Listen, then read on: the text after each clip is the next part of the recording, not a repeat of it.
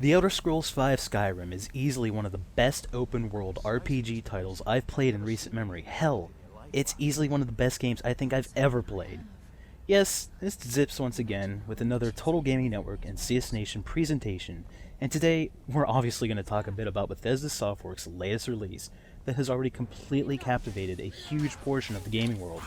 Even on the PC, the game seems to be doing quite well. On Sunday alone, the game hit a weekend high on Steam of over 287,000 concurrent players, which is roughly 200,000 more players than the second highest played game on Steam, Modern Warfare 3's multiplayer component. Now, I know we had promised a second part to our Modern Warfare 3 review, and while that is still coming, we just had to take the time to briefly discuss what is so far the best contender for Game of the Year 2011. I thought for a while about what I would like to say here, and ultimately, I decided to scrap the traditional format of going into incredible detail about the game's engaging story, its quests, environments, and everything else. Nope. Instead, I'm just going to tell you quickly that this game is awesome. Sure, it's not perfect, and yes, it is a Bethesda title, so there are certainly bugs around, but you'll be hard-pressed to find a better gaming experience this year. Vast environments, engaging quests, and countless bits of story and loot to discover will probably keep you engaged for potentially hundreds of hours. Standout positives for the game include a simple, clean user interface that rarely obstructs the game's window with needless clutter.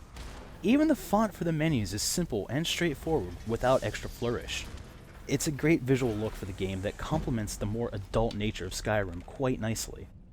On the PC, however, it can be a bit annoying with menus sometimes exiting when clicked in certain locations, an issue that will hopefully be resolved in future patches. Until such a time, I will personally stick to navigating the windows through the use of the keyboard. The game's environments are varied, complemented nicely with weather conditions such as overcast skies, fog, rain, snow, storms, and clear conditions throughout the game's days. Plenty of objects in the game can be interacted with, stolen, moved, kicked around, or even read. It's just funny that people will talk down on the game's visuals and somehow nitpick the less than super HD textures running on the PC version. It's as if they neglect to understand that the sum of its parts is what really make the game's visuals stand out. Walking along a tree-lined path as the sun is setting behind a distant mountain range, while wild animals scamper away from you, provides just as much a sense of awe as when you're climbing mountain peaks in the harshest of snowstorms that bring your visibility down to next to nothing, and you just happen upon a random dragon encounter. There really are no shortage of incredible vistas in this game, and I applaud the team at Bethesda for accomplishing this feat.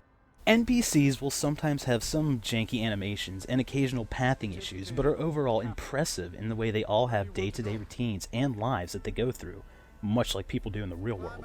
Stores have set opening and closing times, with cities often looking a bit like ghost towns as most inhabitants sleep the nights away, leaving guard patrols some of the few NPCs remaining outside. Come daybreak, the cities burst to life. NPCs chatting amongst themselves will sometimes provide hints to new quests available to you, or provide further background information for the overall story in Skyrim.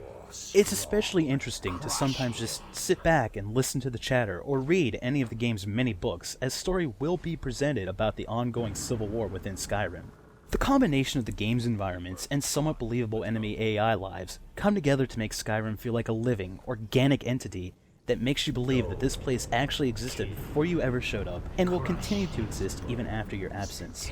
As mentioned, texture quality could be a tad bit better on the PC, but it is certainly nothing to get worked up about right now. It's actually kind of sad and funny how I've read threads from people demanding refunds because the textures aren't insane quality levels, as if textures are all that constitute the term graphics or visuals. But ranting about that type of person would be enough to fill up another video entirely, so we'll maybe save that for another time. The depth of the gameplay and options provided to the player is also quite impressive.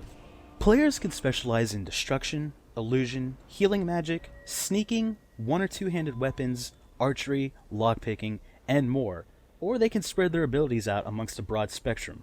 It's all entirely up to you and your game style, and easily allows you to craft the type of warrior that best suits your needs. Anyway, let's talk for a moment about fighting against dragons. Yeah, there are a number of them. Most of them from random encounters that will show up at some of the worst times imaginable.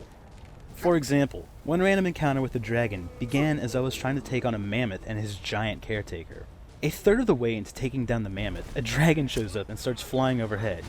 He's occupied for a short time and amuses himself by attacking some random creatures off in the distance. But eventually my luck ran out and he starts to get in on the action. While I'm managing my use of stamina and magic while trying to keep my health up, a random bandit shows up and also gets in on the action. Suddenly, it's a 4-on-1, but the bandit is quickly disposed of. As I'm running to escape the attack range of the mammoth, I notice a guard that was out on patrol from the nearby town, shooting arrows up in the air at the dragon, a much needed distraction. I eventually managed to take down the mammoth after using Unrelenting Force, a dragon shout ability obtained fairly early on in the game's storyline, to knock the giant down for a moment. The giant proceeds to get up and the dragon lands. The two stare each other down for a split second before the giant rushes and smashes his club down to knock a good chunk of health off the dragon. In the end, with the giant having done most of the work and succumbing at last to the frost breath of the dragon, I cleaned up the remaining mess and took away the spoils of that hard-fought war. Keep in mind, this was just some random encounter in the game world that turned into one of the most spectacular fights I've ever experienced. If only I had fraps running at that point. The combat up close is still a little hit and miss, and yeah, there's no pun intended there. But it does feel a great deal more responsive, and seeing as how the melee combat is only part of how you can choose to fight, it's a relatively minor complaint. Combative magic usage has also been beefed up considerably from Oblivion, making it a very viable choice no matter which school of magic you decided to specialize in. Combine these improved fighting mechanics with the ability to dual-wield single-handed weapons in any combination of magic, and you have for yourself a wide array of options at your fingertips. The music is some of the best I've heard recently, complete with swelling soundtrack pieces during intense fights, and more calming melodies while exploring safe passages. The only real sore spot for the audio lies again with the voice acting. With how many NPCs talk in this game, to get a unique voice actor for each of them would be a tremendous undertaking. While there are still reused voice actors for various NPCs, at least now there are a greater number of voices in Skyrim than there were in Oblivion. With there just being so much to do in this game, it'd be easy to sink dozens, if not hundreds of hours into the world of Skyrim. There's just so much to do that even when you think you've conquered it all, there will probably still be something you haven't even discovered yet. There's honestly so much more I could talk about for Skyrim, probably enough to take up multiple videos, but the greatest joy is in discovering what the game has to offer firsthand.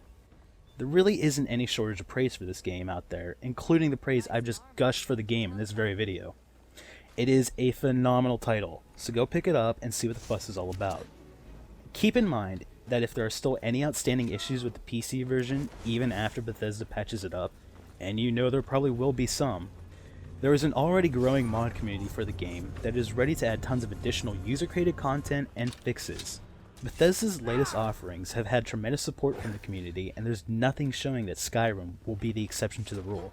Priced at $60 American for the vanilla version of the game on the PC, Xbox 360, and PlayStation 3, the game offers up a ton of gameplay for the value that you will not want to pass up.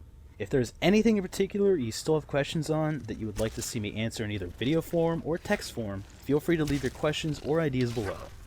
Once again, this has been Zips with Total Gaming Network and CS Nation, and we will catch you next time.